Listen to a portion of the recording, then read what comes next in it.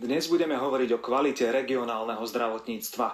Naživo vás prevedieme aj novými laboratóriami nemocnice v Čadci a viac povieme aj o nedostatku pracovníkov v poľnohospodárstve. Hneď na úvod vás však vezmeme na 20. ročník súťaže o najlepší slovenský med. Slovenský zväz včelárov počas uplynulej soboty ocenil najlepších včelárov a zároveň predstavil nový projekt Slovenský med priamo od včelára.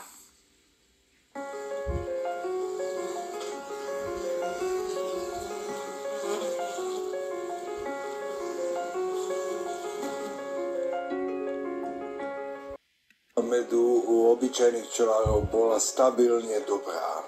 Iná vec je obchodné siete, kde ten med nie je z slovenského pôvodu, alebo len veľmi šťastí. A najväčší znakom teda dobrej kvality sú tie ceny, ktoré dostávame. Včelári, členovia Slovenského zväzu včelárov, majú možnosť už od júna sa prihlasovať so svojimi vzorkami do tejto súťaži o najlepší slovenský med. My tieto vzorky medu posielame do štátneho veterinárneho ústavu, kde sú analyzované tieto vzorky a tam odborníci nám potom pošlú protokoly týchto medov a vlastne aj s tým včelárom a zostavia nám rebríček prvých 3 najlepších vzoriek. A tie potom oceňujeme.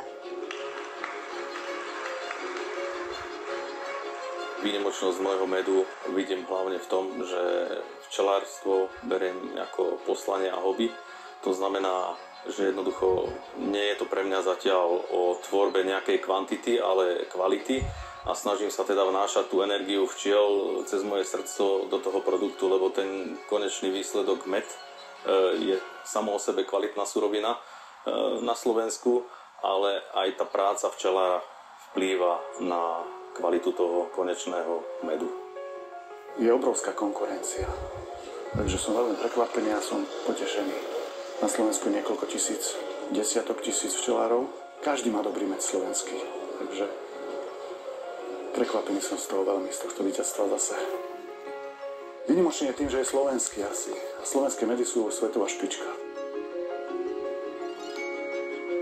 Prezentujeme projekt Slovenský med priamo od včelára v zjednodušenej forme náš med. Je to o tom, aby slovenský zákazník dostal naozaj slovenský med. Vyžaduje to istú odvahu od toho včelára dať si znova vyšetriť med. Tieto, čo boli vyšetrené v tejto súťaži, dostanú certifikát.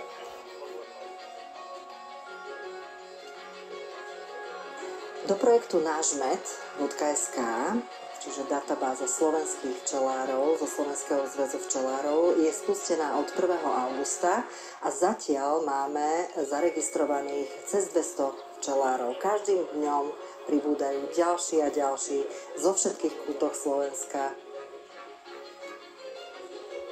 Našim včelárom pomôže tento portál nášmed.sk v tom, aby sa zviditeľnili, aby si široká verejnosť mohla nájsť včelára vo svojom okolí.